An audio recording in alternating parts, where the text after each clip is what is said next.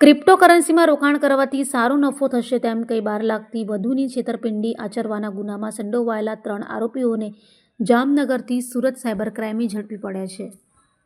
સુરતમાં રહેતા ઈસમને ટેલિગ્રામ ગ્રુપના અલગ-અલગ ગ્રુપ એડમિન તથા બેંક એકાઉન્ટ ધારકોએ પૂર્વ આયોજિત કાવતરું રચી ક્રિપ્ટોકરન્સીમાં રોકાણ કરવાથી સારો નફો મળશે તેમ કહી 12,20,000થી વધુની છેતરપિંડી આચરી હોય. આ મામલે સુરત સાયબર ક્રાઇમમાં ફરિયાદ નોંધાતા સાયબર ક્રાઇમની ટીમે તપાસ હાથ ધરી જામનગરથી 3 આરોપીઓ સચિન અતુલ આસર, ચિરાગ હિતેશ શાંતિલાલ ગુજરાતી અને અશોક અમૃતલાલ ખાણધરને ઝડપી પાડ્યા હતા અને તેઓને સુરત લાવી તેઓની ધરપકડ કરી વધુ તપાસ હાથ ધરી હતી. એ ક્રિપ્ટોકરન્સી ઇન્વેસ્ટમેન્ટના ગુનાના કામમાં કંઈક 12,20,000ની ફ્રોડ થઈ હતી ડિસેમ્બર મહિનામાં. એમાં અમે લોકોએ અગાઉ એક તેજસ સંઘવી કરીને અકાઉન્ટ હોલ્ડર હતો, એમને અમે લોકોએ ઝડપી પાડ્યું હતું ટ્રેનમાંથી.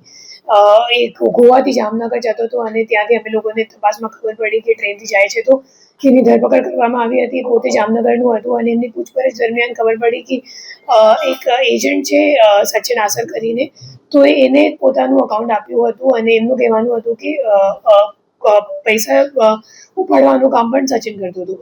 પછી સચિનની ધરપકડ કરવામાં આવી છે. સચિન સાથે સાથે જે 2 અન્ય એજન્ટ છે ચિરાગ અને અશોક, એ બંનેને ધરપકડ કરવામાં આવ્યું છે.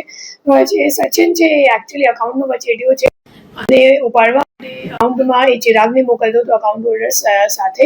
અને એના સિવાય જે મુખ્ય આરોપી અત્યાર સુધીમાં મળ્યો છે અશોક છે, અને અશોકનું કનેક્શન એક બોરેવલીમાં મુંબઈમાં રહેવાવાળો એક સાઉથ ઇન્ડિયન નાગરિક છે, એમનું નામ છે મણિભાઈ.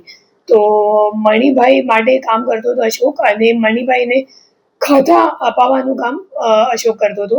આ જે ફ્રોડ છે એમાં 2 અકાઉન્ટમાં કુલ 12,20,000 રૂપિયા ગયા હતા.